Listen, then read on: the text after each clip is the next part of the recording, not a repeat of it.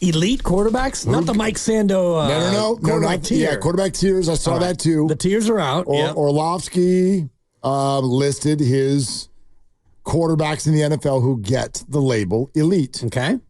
There are 9 of them. Did you see this? Missed it. Okay.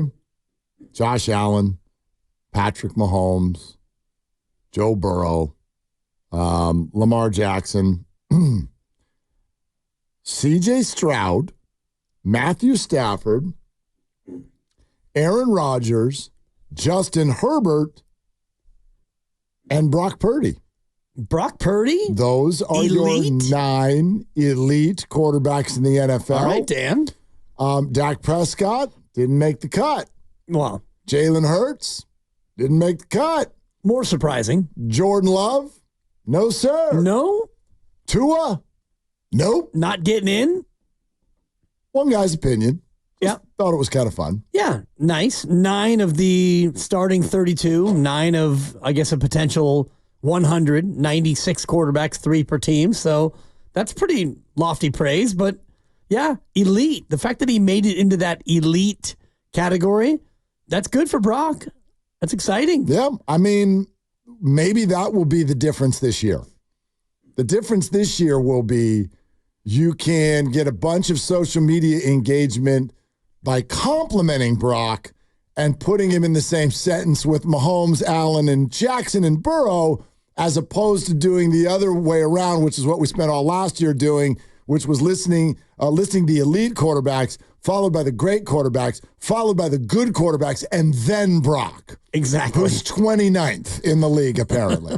Right. I don't know. Maybe that'll be different this year. Could be. And just, I mean, ultimately, the proof is in the pudding and the results of how you do, but how your team does more importantly. And that's where all these things, and I was looking at the Mike Sando quarterback tiers in the Athletic, rather, and, you know, you could look at any of the different quarterback rankings, and it's all so wildly subjective. It really comes down to, are you any good? Is your team any good? That, to me, is ultimately how all these rankings get proven out, because you could be a good quarterback and your team's not very good, or you could be okay and your team is great, and then, you know, what are these quarterbacks basically the same? Well, I actually think while we're sitting here talking, you know, about wide receivers, and for those of you just tuning in, CeeDee Lamb today has his deal with the Dallas Cowboys. It's worth $34 million a year with $100 million guaranteed and a $38 million signing bonus. More on that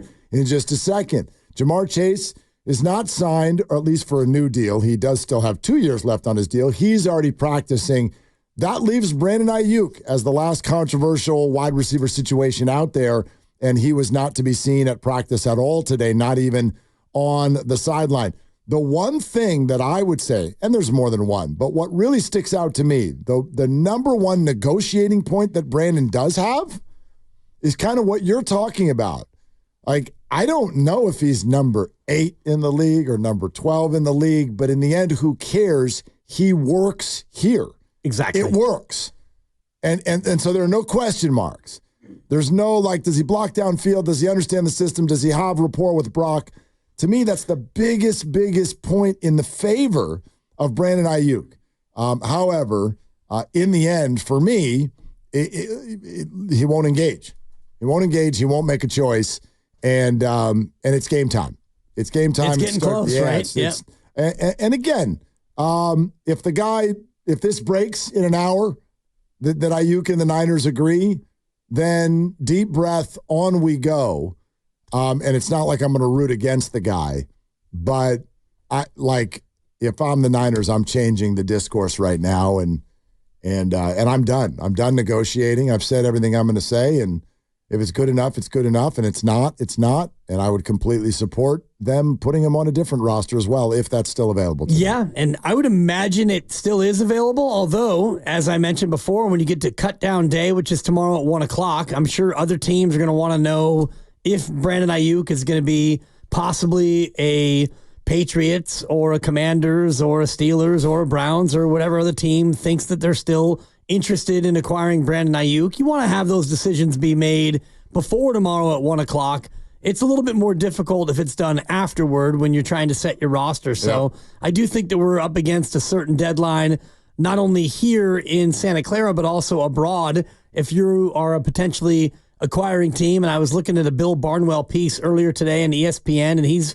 a really locked in NFL expert, and he was running through possible trade scenarios that could still happen. And he has the Patriots and Brandon Aiyuk still connected in some way. I don't know if that would be a full reversal of course, and he decides that, that money from them would be what he really wants. I don't know what he wants. This whole thing has gone sideways so many different times from where I thought that it was going to eventually go. I can't call it anymore. I've been wrong 7 different times on this. Wow. And eventually I'm going to be right. It's lasted so long that how can you not have been wrong a bunch of times on it? And that's kind of where I've arrived. It's gone on too long already.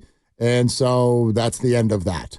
Even though it's not over, but that's the end of that. And I firmly believe that while a lesser version of themselves, the 49ers are still good enough without him.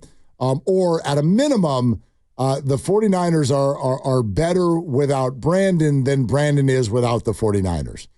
That's my belief. I really don't see another spot where Brandon Aiyuk, 2 weeks, now 13 days before the start of the season for most teams, I don't see where he's just going to walk into some other locker room and crush it and go for 1,300 yards this year. I think that's a crazy thought. Maurice, Rancho Cordova, on with Willard and Dibs. Hi, Maurice. What's up? Hey, man. What's going on? I just wanted to just talk about what you guys were talking about as far as Payne, and Bill Belichick came on, and Dibs said something about how they built their roster. If you know you're a run-first team, this is before the draft. You've been knowing you're a run-first team for the last 4 or 5, 6, 7, 8 years. This is before the draft. You know you don't really want to pay 2 receivers over $25 million. You know you don't. Why waste everybody's time and not trade him at the draft? That made no sense to me. This is 100% on the Niners. I don't understand it, not even a little bit. You should have traded him on the draft. Not to mention you draft a receiver.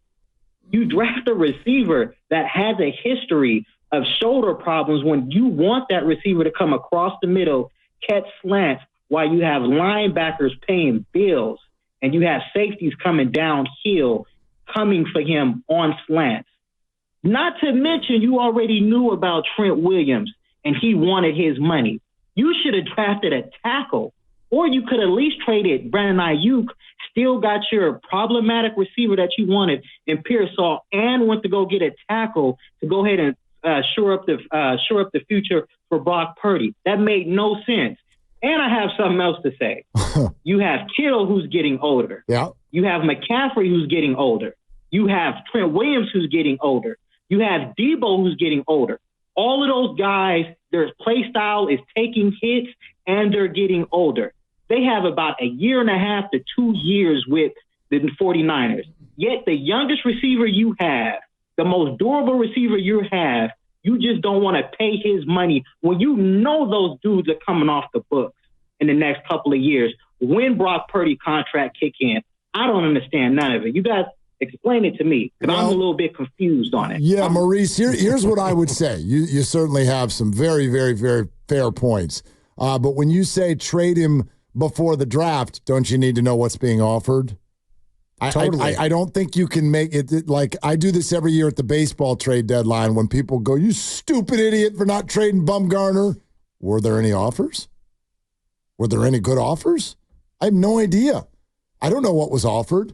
And so if you're only being offered a second-round pick for a guy who 4 years ago was a first-round pick, has played up to the pick, and has teams willing to pay $30 million a year for him, that's worth a first-round pick. So I'm not giving him up for a second-round pick. Now, did they miscalculate the idea that if they don't trade him, they'll be able to get it done? Clearly, yeah. That's fair. Now, the other points that are being made where you sort of definitively give this list of players who will all be off the roster in 2 years or less, I don't buy that. I don't think Debo and George are that old. And by the way, that's a long time from now. There are ways to replace people, sometimes overnight. Example I always give is Joe Staley, all freaking out. Where's our left tackle? Boop, snap finger, there's your left tackle.